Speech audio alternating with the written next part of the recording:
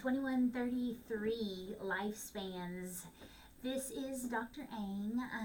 I will be the faculty for this course this semester, and wanted to just kind of tap in here to give an initial, first of all, welcome to the course, and then to help you to kind of peruse through the course contents and Harvey and just make sense of the overall course in general. You can take a little deeper dive yourself and then pop back in for questions and clarification as needed. But if you pull up Harvey 2133 again, we have one section, and I will be primary faculty, so all questions and concerns will run through me. You can see my contact information listed there underneath the instructor content tab on the left hand side. But you'll see what's new and due. That is the first tab that you'll see. That's generally what pops up when you log into Harvey and click on our Lifespans course.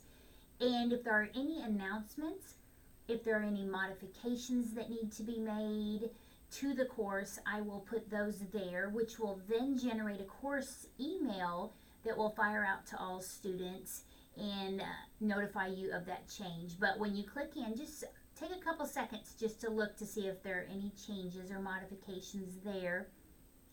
Also, course announcements. If there's a due date, if there's something coming up that I want to make sure it stays on your radar, I'll also make an announcement underneath what's new and due, just to help keep us all on track. The second tab you'll see as we're moving down on that left hand side is syllabus and details. This is arguably the most important tab on this that I want you to see first off within, hopefully before the first day. When we get started, the first week for sure, I want you to click on that.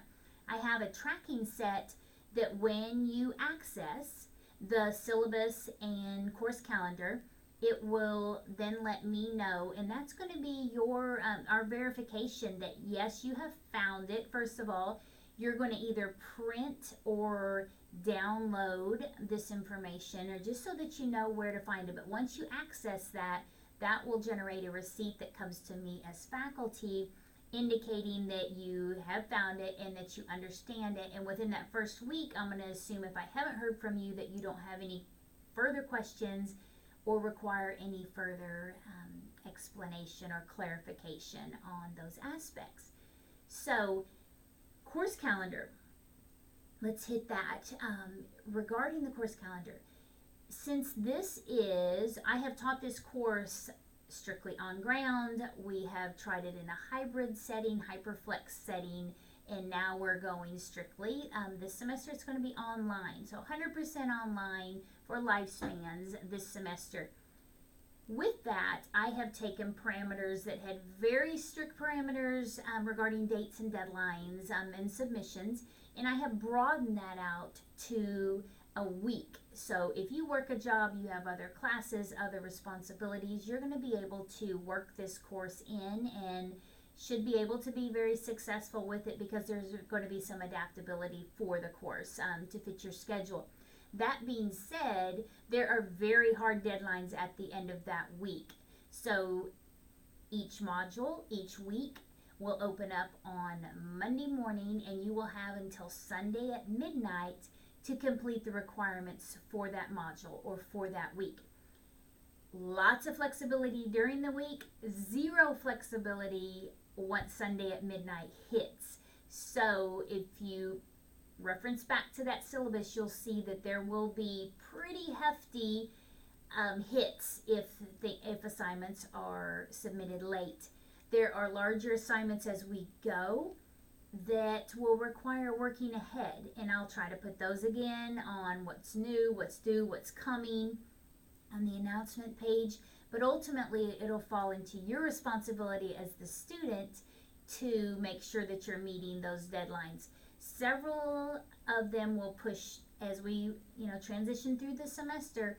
We have one in particular that's going to hit towards the end, and I would greatly appreciate, since I'm solo faculty for this and I want to grade and be able to give you timely and rich advice as I grade that, and be able to speak into that and give you opportunities to learn and grow through your experience. in order to do that, I need adequate time. So the sooner you get things to me, the more thoughtful feedback I can give you in exchange for that. So just keep that in mind as we transition and progress through the course.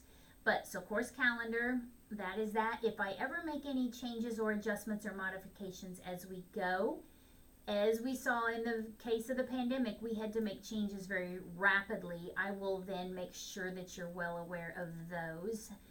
But just know, as the course calendar stands now, once you open that, if there are changes, I will notify you of those changes. Now flipping back to the course syllabus. The course syllabus is where you go first when you have questions. If you want to know, how do I earn my grade? Where do I go for certain aspects? Where is the contact information? What is expected of me in this course? You'll want to visit the course syllabus. So you can see that again, syllabus and details. They're right there together. Everything that you're going to need to know is underneath that tab.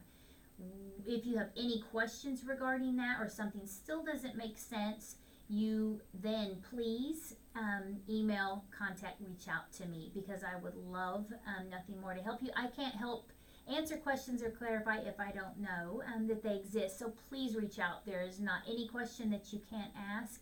So please email me is a good way. If you haven't heard from me in 24, please send another email, or you can call me. I love when you stop by 535 in Oxley. Please stop by. I love to visit with students face to face, especially in these online courses. Please come by if you find yourself in Oxley or close by. But again, please give me 24 to generate a response to any questions. I also am out in clinical settings, and if I'm doing a 12-hour shift, sometimes I don't get those emails. And they can get kind of buried. So it's never the case that I'm ignoring you.